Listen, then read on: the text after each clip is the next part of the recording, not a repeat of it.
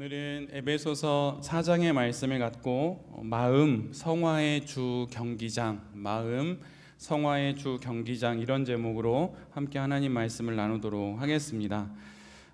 지난주에 우리는 그리스도인의 정체성에 담겨야 할 구체성의 내용으로서 말에 대해서 함께 나누었습니다. 여러분 혹시 한 주간 잘 적용을 해보셨나요? 말씀하실 때 한 주간도 말씀 많이 하셨죠? 예, 근데 혹시 좀 주의를 기울여서 말씀을 하셨나 모르겠습니다. 영혼의 문은 마음이고 마음은 말이라는 길을 통해서 흘러가게 된다고 말씀을 드렸습니다. 달리 말하면 말이 곧 마음의 문이라고 하는 것이지요. 그래서 말을 잘 지키면 마음을 지킬 수 있고 이는 곧 영혼을 지키는 방편이 됨을 지난주에 함께 나누었습니다.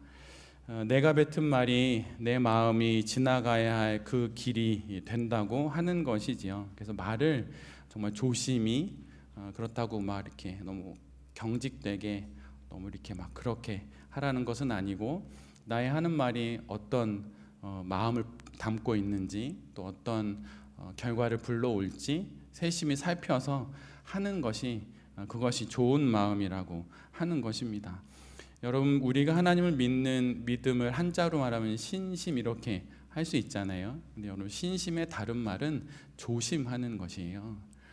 내가 이 정도 되면 다 누릴 수 있어. 그러면 무너지는 겁니다. 언제나 하나님 거룩하신 하나님을 향하여 신심이 있다면 삶의 주변에 늘 언제나 조심하는 것이 있는 것이 여러분 당연한 것이에요. 근데 그것이 딱딱하고 뭔가 이렇게 불편하고 그런 게 아니라 그게 하늘을 향한 신앙을 가진 사람의 마땅한 이 땅을 향한 마음이라고 하는 것이죠. 그래서 마음을 잘 지키기 위해서 말을 조심해야 한다는 것을 잘 나누었습니다. 그래서 한 성도의 어떤 거룩한 변화, 성화의 정도는 그의 말의 변화를 통해서 알아볼 수 있는 것입니다. 그래서 유대인들은 말하기 전에 세 개의 문을 지난다고 말씀드렸죠. 참된 말인지, 필요한 말인지, 친절한 말인지.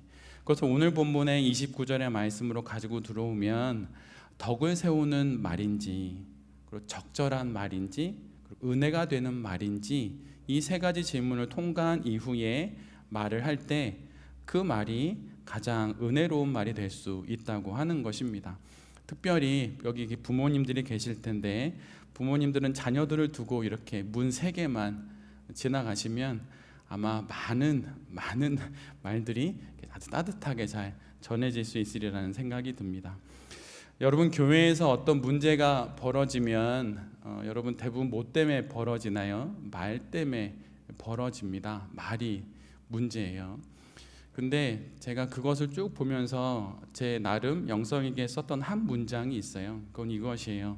목회자는 모든 말의 종착지가 되어야지 말의 출발지가 되어서는 안 된다. 이 문장을 마음에 새긴 지는 꽤 되었습니다. 그래서 누군가의 말을 들으면 그게 거의 저에게 있어서 마지막 종착지가 돼요. 그 말은. 근데 여러분 목회자만 그런 게 아니라 모든 성도들 역시 마찬가지입니다. 내가 들었던 모든 이야기들 물론 좋은 이야기면 퍼뜨려도 되겠지만 그 전에 가져야 하는 마음은 모든 말의 종착지가 내가 되어야 한다는 것이에요. 근데 이것을 잃어버리는 순간 교회 안에서 아니면 내 신앙의 여정에서 문제가 발생하는 것입니다. 말의 시작지, 출발지가 내가 되니 결국은 많은 문제를 내가 일으키게 되는 것이죠. 그래서 늘 언제나 말에 주의를 기울여야 한다고 말씀을 드리면서 우리 여기 앉아있는 청소년들과 우리 오늘 보게 된 우리 혜주에게도 권면을 드리면 이 두 가지만 잘해도 성공한다라고 하는 것이에요. 그것은 무엇이냐면 하나님께 감사하고 사람에게 인사하라. 여러분 이건 정말 중요해요. 이제 대학을 들어가면 선배들도 보고 교수님도 보고 할 텐데 제일 중요한 것은 인사를 잘하는 것입니다. 안녕하세요. 안녕하세요. 네. 그 인사를 통해서 평화의 다리가 놓아지는 것이고 그걸 통해서 내가 한번 누군가에게 좋은 기회를 줘볼까라고 할 때 그렇게 먼저 떠오르는 누군가에게 그걸 줄 수 있는 거죠. 근데 인사하는 사람 아닐까요? 당연히 그런 겁니다. 그러니까 여러분 늘 언제나 내가 좋은 그리스도인이라고 하면 하나님께는 감사하고 사람에게는 인사하십시오. 예, 안녕하세요. 잘 지내셨어요? 평안하셨어요? 이렇게 말하는 것이 가장 거룩한 성도의 삶입니다. 오늘은 이러한 내용을 갖고 말의 내용을 넘어서 이제는 말의 내면에 있는 마음에 관한 이야기를 나누려고 합니다. 성경을 읽다 보면 성경에는 말에 대해서 말씀하시는 것 이상으로 그 안에 담겨 있는 마음에 주의를 기울일 것을 말씀합니다. 몇 군데만 찾아서 읽어보면 제가 좀 읽어드립니다. 지혜서 중에 잠언은 가장 많이 마음에 대해서 이야기를 해요. 한번 잘 들어보십시오. 잠언 4장 23절의 말씀인데요, 제가 세 번역으로 읽어드리면 그 무엇보다도 너는 내 마음을 지켜야 한다. 그 마음이 바로 생명의 근원이기 때문이다. 잠언 16장 18절은 이렇게 기록합니다. 교만은 패망의 선봉이요 거만한 그 마음은 넘어짐의 앞잡이이니라. 잠언 16장 32절은 이렇게 기록합니다. 노하기를 더디하는 사람은 용사보다 낫고 자기의 마음을 다스리는 사람은 성을 점령하는 사람보다 낫다. 잠언 25장 28절은 이렇게 기록합니다. 자기의 마음을 제어하지 아니하는 자는 성읍이 이미 무너진 것이고 성벽이 없는 것과 같다. 이렇게 말합니다. 마음을 제어하지 못하고 마음을 잘 다루지 못하는 것은 곧 그의 성읍이 무너진 것과 같고 성벽이 없는 것과 같다는 것이에요. 로마서 12장 2절은 이렇게 말합니다. 여러분, 이 시대의 풍조를 본받지 마십시오.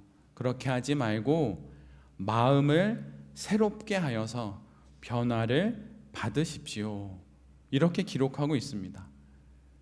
그리고 야고보서 4장 8절은 하나님을 가까이 하라. 그리하면 너희를 가까이 하시리라. 죄인들아 손을 깨끗이 하라. 두 마음을 품은 자들아 마음을 성결하게 하라. 구약으로 넘어오면 한 구절만 말씀드리면 예레미야 17장 9절에서 10절입니다. 만물보다 거짓되고 심히 부패한 것은 마음이다. 누가 능히 이를 알리오마는 나 여호와는 심장을 살피며 폐부를 시험하고 각각 그의 행위와 그의 행실대로 보응한다. 성경은 이처럼 아주 많은 곳에서 마음을 언급하고 있고 특별히 그 마음을 다루고 지켜야 할 것을 명령하고 있습니다. 그렇다면 성경이 이렇게 신신당부하는 그 마음은 무엇일까요? 성경이 지키라 하시니 당연히 지켜야 할 것입니다. 잘 제어해야 한다 하시니 잘 제어해야 할 것입니다. 그런데 그 전에 그렇다면 성경이 이렇게 신신당부하는 그 마음이 무엇이길래 우리는 그 마음을 지켜야 하는 것일까요? 성경이 말하는 그 마음은 무엇이기에 이토록 잘 다루고 지키라고 구약부터 신약까지 곳곳에 하나님이 이렇게 말씀하시는 것일까요? 그것에는 다 이유가 있습니다. 바로 성경이 말하는 마음이 갖고 있는 그 뜻과 정의가 이와 같기 때문이에요. 성경의 내용들을 정리해 보면 우리의 마음은 하나님의 은혜가 가장 첫 번째로 자리하는 곳입니다. 그리고 하나님께서 한 영혼을 다루시고 만지실 때 가장 먼저 터치하시는 곳이 마음이라고 하는 것입니다. 여기서 마음에 대해 알기 전에 마음에 대한 정의가 하나님의 은혜가 가장 먼저 자리하는 곳, 가장 먼저 만져주시는 곳이 마음이라고 했으니 그러면 그 은혜가 무엇인지를 먼저 짧게 알 필요가 있습니다. 우리가 신앙인생 가운데 참으로 많이 하는 말이 은혜이지요. 그리고 은혜가 무엇인지 말하고 있는 두꺼운 신학책들도 많이 있습니다. 그러나 오늘은 그게 주 내용이 아니니 그 그 내용들을 모은 제 나름의 정의를 정리해서 말씀드리면, 은혜란 하나님으로부터 제공되는 모든 좋은 선물들을 말합니다. 그리고 하나님이 우리에게 주시는 온갖 좋은 것들을 은혜라고 말할 수 있어요. 모든 좋은 것에 좋은 것 되시는 분이 우리에게 주시는 가장 좋은 선물, 가장 좋은 것, 그것이 바로 은혜라고 하는 것입니다. 즉, 마음이라고 하는 것은 하나님으로부터 오는 이 모든 좋은 것들이 머무는 자리, 바로 그것이 마음인 것이에요. 하나님의 은혜가 가장 첫 번째로 임하는 자리가 바로 마음입니다. 우리가 하나님으로부터 은혜를 받았다라고 할 때 그 은혜가 가장 먼저 그 영혼의 수많은 곳에서 머무르게 되는 자리가 바로 마음이라고 하는 것이에요. 한 영혼이 하나님의 그 좋고도 좋고 가장 좋은 은혜를 받아서 거룩한 변화를 이루어가는 과정을 이렇게 설명할 수 있습니다. 여러분, 이 설명을 잘 귀담아 들으시면 좋을 것 같아요. 저의 신앙의 여정에서도 큰 변화의 과정 속에서 제 마음에 한 점을 찍어줬던 저의 이해이기 때문입니다. 하나님의 은혜가 한 성도에게 임할 때 그 은혜는 성도의 마음에 임합니다. 그런데 그렇게 임한 그 은혜는 그 마음을 감동시키고 그 마음을 감화시킵니다. 즉, 하나님의 은혜가 그 한 영혼의 마음을 크게 느끼게 하고 그 마음을 움직이게 한다는 것이에요. 그래서 하나님의 그 귀한 영향을 받아서 그 마음이 바람직한 방향으로 변화되기 시작한다는 것입니다. 그게 은혜 받은 영혼에 일어나는 첫 번째 변화인 것이에요. 그래서 마음이 감동하고 마음이 감화를 받습니다. 그때 그 마음에 임한 은혜가 무엇인지 모든 사람들은 그것이 무엇인지 질문을 던집니다. 지적으로 생각을 하게 된다는 것이에요.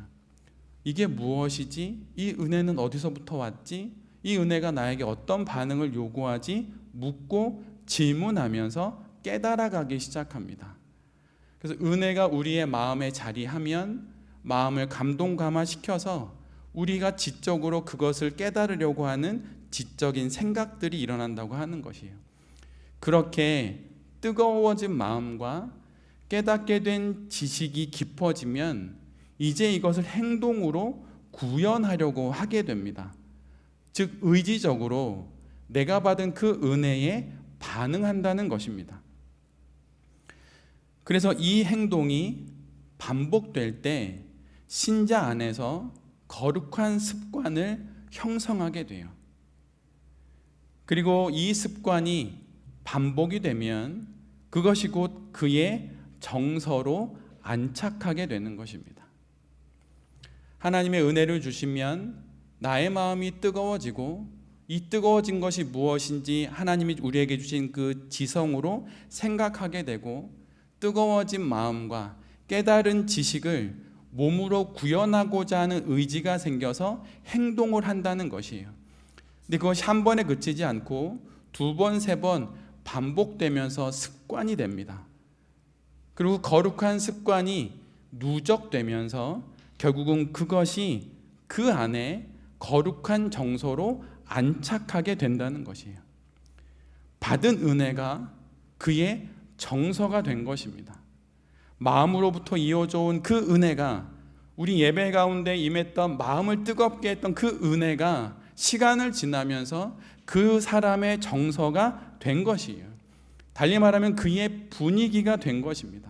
마치 내가 꽃을 가슴에 품고 있으면 내 주변에 꽃향기가 퍼지듯 은혜를 마음에 품고 그 과정을 지났더니 나의 삶에 그런 분위기가 흘러가는 것이에요.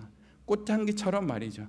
그래서 그의 신앙 인생에 이 은혜가 퍼져가는 것입니다. 그리고 그렇게 그 정서가 깊어지는 삶을 살아가면서 그 안에서 한 사람의 성품이 빚어집니다. 이 빚어지는 성품은 우리는 쉽게 하나님께서 간단히 잘 말씀해 주신 것처럼 성령의 9가지 열매를 맺어간다고 이해해도 됩니다. 그 정서 안에서 성품이 빚어지면서 9가지 열매를 우리가 맺게 되는 것이에요. 그리고 마지막으로 이 성품의 열매가 맺혀서 마침내 그 성품을 품고 살아가는 그 사람의 인격이 그 은혜로 인해서 완전히 변화되는 것입니다. 이 인격의 변화가 만들어지는 것이 바로 우리가 참으로 많이 부르는 찬양의 가사처럼 예수를 닮아 가는 것이에요. 이것이 성화, 거룩한 변화의 최종 목적지입니다. 그런데 정말 놀라운 것은 이 놀랍고 거룩한 변화가 마음으로부터 시작된다는 것이에요. 그래서 성화의 메인 무대는 바로 우리가 소홀하게 여기는 그 마음인 것입니다. 그러기에 성경은 그토록 우리에게 마음을 지키라고, 마음을 다루어야 한다고, 마음을 재가 물려서라도 제어해야 한다고 그렇게 말하는 것입니다. 분노가 일어났기 때문에 마음을 통제하라는 것이 아니에요. 마음을 지켜내지 못하면 결국 그는 생각도, 그의 행동도, 그의 습관과 버릇도, 그의 정서도, 결국 그의 성품과 성격도, 결국 그의 인격도 완전히 망가지기 때문입니다. 여러분 혹시 게임에 중독된 아이들을 본 적 있습니까? 저는 본 적 있습니다. 제가 그 아이의 집에 아파트 현관을 뜯어내고 거기에 들어가서 그 아이를 끄집어낸 적이 있어요. 그 아이는 온통 게임에 중독되어 있습니다. 그 아이가 게임에 중독되어 그 인격을 갖게 된 그 시작점이 무엇입니까? 마음이 점령된 것이에요. 소홀하게 여겼던 그 순간 다른 친구들도 하니 나도 한다. 그 정도는 나도 할 수 있고 통제할 수 있다 라고 여겼던 그 빈틈이 결국 그런 인격을 만들어낸 것입니다. 그 아이가 결국은 거기서부터 벗어났습니다. 여러분 수년이 걸렸어요. 제가 목회자라서 단위에서 여러분에게 거친 말을 하진 않지만 저는 양육의 과정에선 거친 말을 합니다. 아이에게 필요한 경우에 결코 매를 들진 않아요. 그러나 거친 말을 합니다. 학생의 학교 현장에서 아이들을 가르칠 때, 목양의 현장에서 아이들을 가르칠 때 저는 합니다. 그 험한 말을 통해 단단히 굳어진 그 영혼이, 그 강팍한 영혼이 그 말로 마치 바위가 쪼개지듯 쪼개지면서 빈틈이 생겨야 되기 때문에 그 말을 해요. 그럼 아이의 마음속에 균열이 생기기 시작합니다. 근데 그 균열이 어디서부터 생기는 것입니까? 마음에부터 생기는 것이에요. 그러기에 성경은 끊임없이 우리에게 마음을 지키라고 끊임없이 계속해서 거룩한 말씀으로 우리에게 일깨워 주시는 것이에요. 여러분, 성화가 무엇입니까? 성화는 결국은 예수 그리스도를 닮아가는 것입니다. 근데 이것의 시작점이 바로 마음인 것이에요. 모든 거룩한 일들은 허공에서 난데없이 시작되지 않습니다. 그 연원을 찾아가 보면 반드시 은혜를 입은 마음이 있습니다. 그가 지금 우리 앞에서 거룩한 인격으로 삶을 살아간다면 그 인격의 근원을 찾아가 보면 하나님 앞에서 은혜를 받았던 그 마음이 있었고, 그 마음을 지켜내어서 그것이 그의 정서가 되고 성품이 되어 인격이 되어 결국 그 사명을 감당하게 된 것이에요. 은혜의 출발점이 바로 마음입니다. 그리고 오늘 설교의 제목처럼 성화의 주 무대가 바로 마음인 것이에요. 그래서 마음이 중요한 것입니다. 그런데 여기에는 놀라운 반전이 하나 담겨 있습니다. 마음이 은혜의 시작점이듯이 마음은 죄의 출발점이기도 합니다. 은혜의 씨앗이 마음밭에 뿌려져서 뿌리를 내리고 싹을 틔우고 결국 열매를 맺게 되듯 죄의 씨앗 역시 마음밭에 그 씨앗을 뿌립니다. 하나님의 통치나 죄의 강력한 지배나 이 모든 것들은 항상 마음으로부터 시작되는 것이에요. 마태복음 13장에 보면 공간복음 모둠에 기록되어 있는 4종류의 밭에 뿌려지는 그 씨앗에 대한 비유가 있습니다. 어느 날 우리 모두 잘 알다시피 씨앗 뿌리는 사람이 씨를 뿌립니다. 나가서 씨를 뿌렸습니다. 근데 뿌려진 씨앗은 덜어는 길가에 떨어지고, 덜어는 돌짝밭에, 덜어는 가시덤불에 떨어지고, 마지막은 좋은 땅에 그 씨앗이 떨어집니다. 길가에 떨어진 씨앗은 어디서 날라왔는지 새가 날라와 그 씨앗을 쪼아 먹습니다. 돌짝밭에 떨어진 씨앗은 흙이 깊지 않아 싹은 내지 못하고 결국 말라 죽습니다. 가시덤불 사이에 떨어진 씨앗은 가시덤불에 둘러싸여서 제대로 힘도 써보지 못하고 결국 죽게 됩니다. 그러나 좋은 땅에 떨어진 씨앗은 뿌리도 잘 내리고 시간이 지나 잘 자라서 결국은 30배, 60배, 100배의 열매를 거두게 됩니다.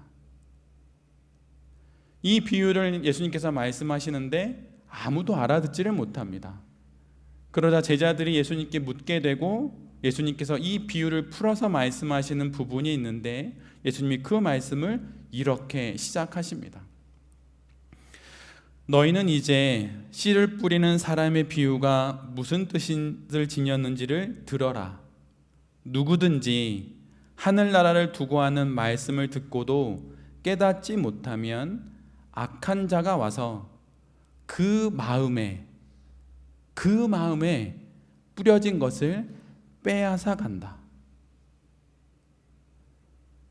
은혜의 말씀이 뿌려지는 곳도 마음이고 은혜를 빼앗기는 곳도 마음입니다. 달리 말하면 은혜를 거두어가고 죄의 씨앗이 뿌려지는 곳도 마음이라고 하는 것이에요. 마음에 떨어진 은혜의 씨앗을 쪼아먹는 새가 날아다니는 곳이 바로 우리의 마음이고, 돌로 가득하고 가시덤불이 자라고 있는 곳도 우리의 마음인 것입니다. 죄가 우리에게 영향을 끼치는 과정 역시 앞에서 말씀드린 은혜의 과정과 똑같은 것이에요. 그래서 마음을 지켜야 하는 것입니다. 내 마음을 은혜를 향하여 열지 죄를 향하여 열지 결정해야 한다는 것이에요.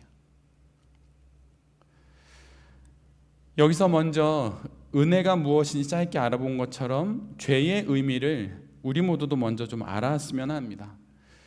물론 성경이 말하는 죄에는 도덕과 윤리적인 내용이 있습니다. 그러나 우리 모두가 가장 먼저 기억해야 할 죄의 정의는 한마디로 말하면 하나님을 떠나는 것과 하나님을 떠나게 하는 모든 것, 그것이 죄입니다. 청소년 아이들과 아직 신앙이 시작된 지 얼마 안 된 새신자들 같은 경우에는 죄라고 하면 세상이 말하는 그런 죄로 생각을 하는 경향들이 있어서 이 죄라고 하는 어떤 교리나 설교를 하면 불편해합니다. 근데 그럴 필요가 없이 방금 말씀드린 이 의미를 성경이 말하고 있는 죄라고 하는 정의를 갖고 성경을 읽고 신앙의 여정을 걸어가면 좋을 것 같습니다. 죄란 하나님을 떠나는 것과 하나님을 떠나게 하는 모든 것, 하나님으로부터 멀어진 것, 그것이 바로 죄라고 하는 것이에요. 그러면 의는 무엇일까요? 대단한 사명을 이루는 게 의가 아닙니다.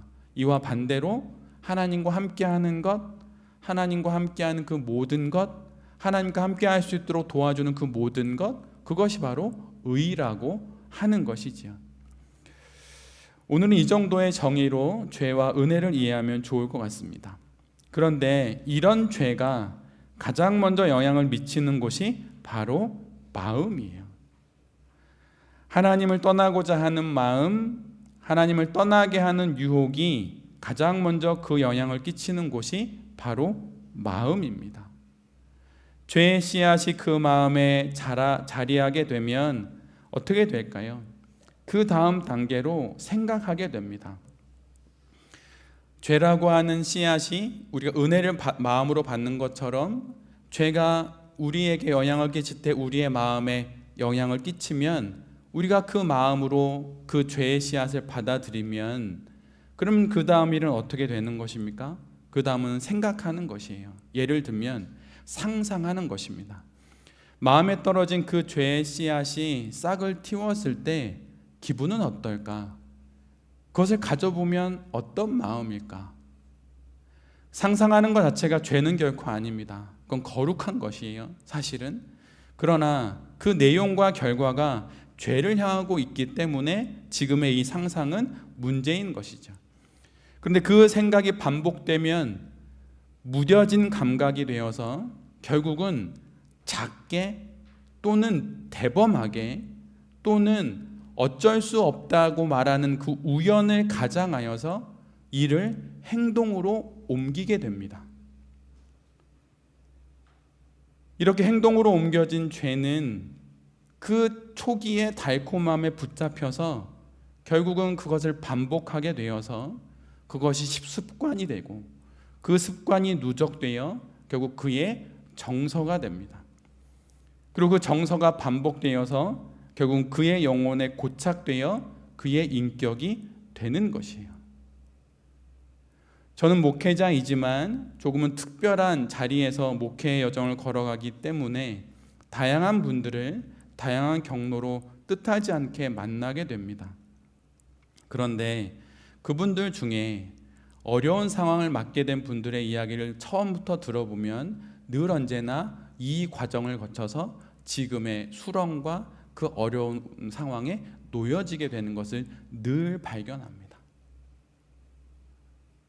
하나님으로부터 떠나게 하는 그 찰나의 순간에 마음을 열었더니 그것이 어느새 내 안에 들어왔고 들어온 그 마음을 머리로 잠깐 생각해 보았더니 생각보다 달콤한 것처럼 느껴져서 결국은 그것을 작게, 아니 때로는 마치 어쩔 수 없었다는 것처럼 표현하면서 그것을 행동으로 옮깁니다. 그러나 늘 유혹은 그 가장 유혹의 첫 맛은 달콤하기 때문에 대부분 넘어가는데 넘어간 이후에 그것을 반복하면서 그것이 습관이 되고 습관이 그 안에 누적되어 그의 주도적인 정서가 되어서 거룩한 열매가 아니라 죄악의 열매를 쌓게 되어 결국은 내 품에 썩은 음식을 가졌을 때 내 몸에서 썩은 향기가 흘러 퍼지듯 나의 인격이 그 인격이 되어 간다는 것이에요. 그리고 결국은 그의 삶의 전부가 죄의 지배 아래에 놓이게 되는 것입니다. 은혜도 죄도 이처럼 모두 마음으로부터 시작되는 것이에요. 이러한 의미에서 찰스 스탠리 목사님은 이렇게 한 문장으로 이 상황을 정리해 놓았어요. 적이 유일하게 원하는 것은 한 평도 안 되는 당신의 마음이다. 적이 진정 원하는 것은 한 평도 안 되는 당신의 그 마음이다.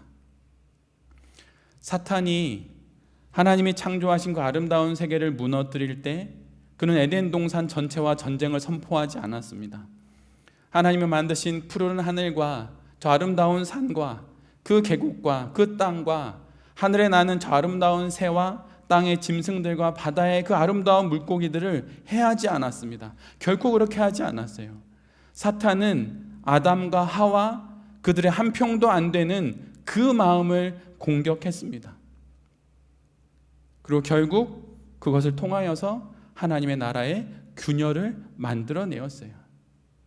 에덴 동산이 그 한 평도 안 되는 아담과 하와의 마음이 점령됨으로 말미암아 무너지기 시작한 것입니다.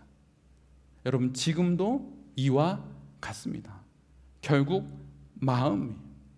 결국 마음입니다.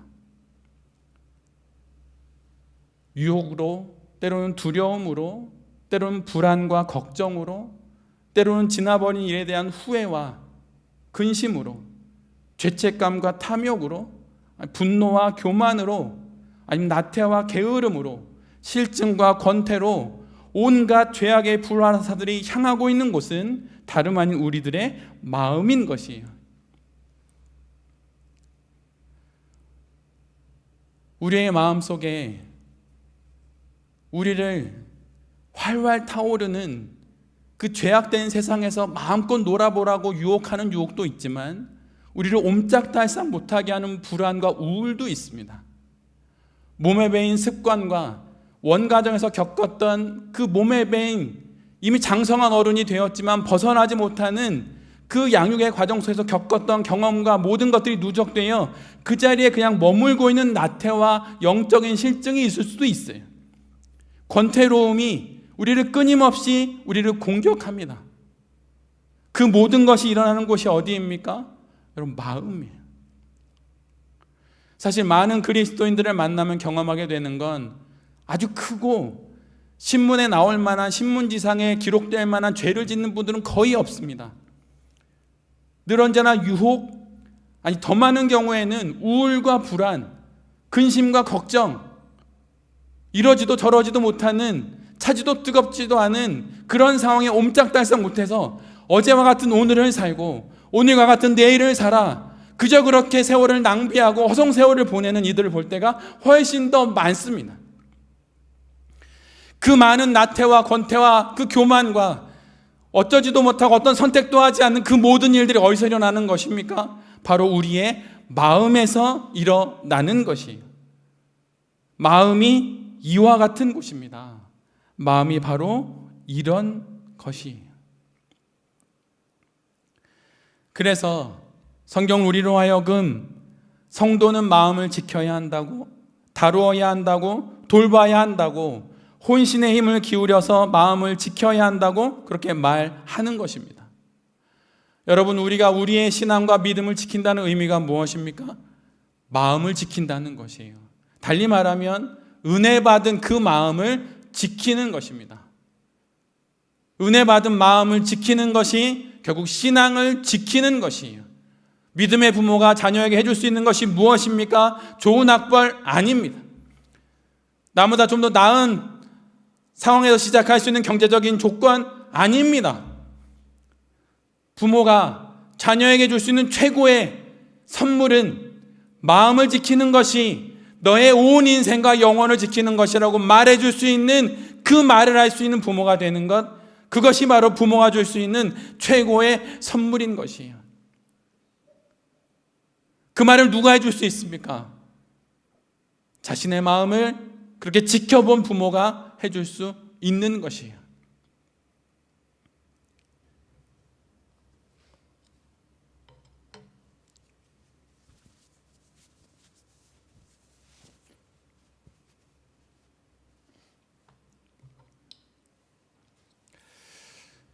어느 목사님이 이런 이야기를 설교 중에 하는 걸 들었습니다. 주일날 교회에서 말씀을 선포하고 은혜를 받는 성도들을 볼 때마다 너무 은혜가 된다는 것이에요. 그런데 예배를 마치고 성도들이 예배당 문을 열고 나갈 때마다 그분의 눈엔 이러한 것이 보이는 것처럼 느껴진답니다. 집으로 돌아가는 모든 성도들의 두 손에 보이지 않는 작은 불씨를 하나씩 들고 저 예배당 문을 나가는 것처럼 보여진다는 것이에요. 작은 바람에도 그 불씨가 꺼지진 않을까 조심조심하면서 그 불씨를 품에 안고 돌아가는 성도들이 보인답니다. 그런데 놀라운 것은 다음 주가 되면 어김없이 대부분의 모든 성도들은 저 예배당 문을 열고 들어오면서 다 꺼져버린 그 불씨를 갖고 이 자리에 다시 온다는 것이에요. 아무리 은혜를 받아도 그 은혜의 불씨를 세상에 가지고 나가서 들불과 횃불로 만들어야 함에도 불구하고 다시 마음을 지켜내지 못하여서 꺼진 불씨의 그 흔적만 갖고 다시 이 자리에 앉아서 다시 은혜를 구하는 성도들을 볼 때마다 안타까운 마음이 그토록 크다고 그 목사님이 이야기하는 것을 들었습니다. 오래도록 신앙의 연수를 지나 목사가 되고 중직자가 되고 모태신앙을 비롯하여 지금까지 수십 년의 세월을 지나왔음에도 불구하고 하나님을 떠나지 못했음에도 불구하고 하나님과의 온전한 연합 속에서 거룩한 삶을 살아오지 못하는 이유가 무엇입니까? 완전히 식은 것도 아니요, 그렇다고 뜨거운 것도 아닌 이 어중간한, 이 애매모호한 신앙 인생을 살아가게 되는 이유가 무엇입니까? 차지도 않고 뜨겁지도 않은 마음이 되어 믿는 것도 아니고 안 믿는 것도 아닌 이 신자의 현실을 살아가는 그 이유가 무엇입니까? 그것은 단 하나, 마음을 힘써 지키지 않았기 때문입니다. 우리는 구원을 받기 위해 마음을 지키는 것이 아닙니다. 이미 우리는 구원을 받았습니다. 그러나 구원은 받았지만 거룩한 성품과 인격의 진보가 없고 거룩한 열매가 없는 인생이 되는 그 이유로 인하여서 끊임없이 괴로워하기 때문에 오늘 하나님께서 이 말씀을 우리 모두에게 주시는 것입니다. 마음을 지켜야, 그래야 비로소 거룩한 변화를 이룰 수 있고 거룩한 정서와 그 분위기 안에서 거룩한 인격이 되어 거룩한 인생을 살아갈 수 있기에 하나님께서 우리에게 마음을 지키라고 말씀하시는 것입니다. 하나님께서 날마다 우리 인생 가운데 하시는 것이 바로 우리의 마음을 새롭게 하시는 것입니다. 다시 우리에게 분실을 주시는 것이에요. 로마서 12장 2절의 말씀처럼 여러분은 이 시대의 풍조를 본받지 말고 마음을 새롭게 함으로 변화를 받으십시오 라고 하는 이 놀라운 일을 하나님께서 오늘도 이곳에서 이루어 가시는 것입니다. 성화란 거룩하고 거창한 그런 교리가 결코 아닙니다. 성화, 그 거룩한 변화의 삶은 결국 마음을 지켜내는 삶인 것이에요. 우리 신앙의 승부는 바로 이 마음을 지켜내는 것에 달려 있습니다. 마음을 지키십시오. 그 모든 것, 지킬 만한 것 중에 가장 중요한 것, 마음을 지키십시오. 한 번에 설교로 결코 마음을 온전하게 지켜낼 수는 없을 것입니다. 아니, 이 세상의 그 누구도 완전하게 마음을 지켜낼 수는 없습니다.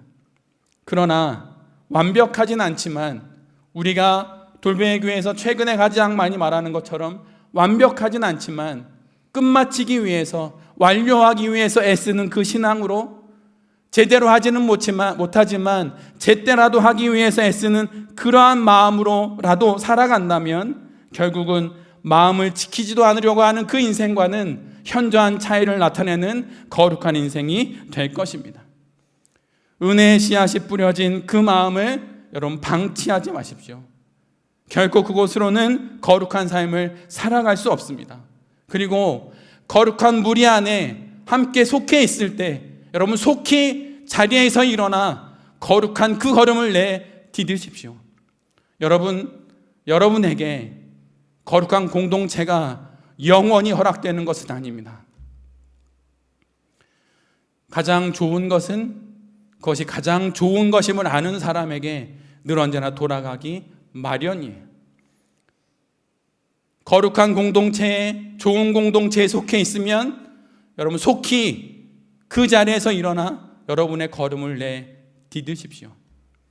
하나님께서 여러분의 인생에 그 촛대를 옮기실 수도 있는 것입니다. 그 나태, 그 게으름, 그 영적인 실증 가운데서 일어나십시오. 은혜를 받지 못했기 때문이 아닙니다.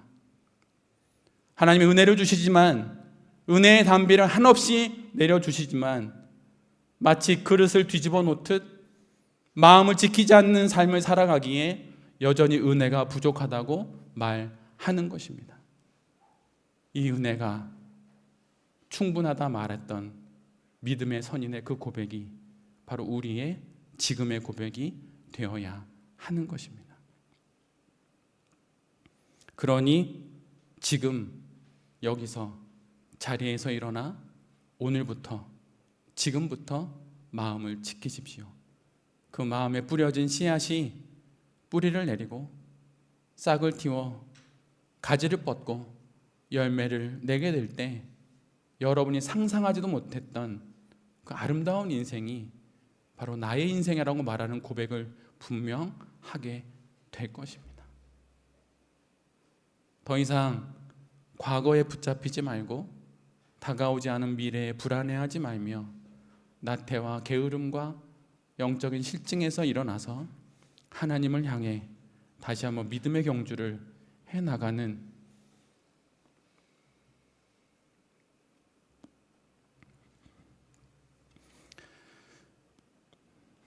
여기 계신 모든 성도님들과 이 말씀을 전하는 제 자신이 될 수 있기를 간절히 기도드립니다. 아멘.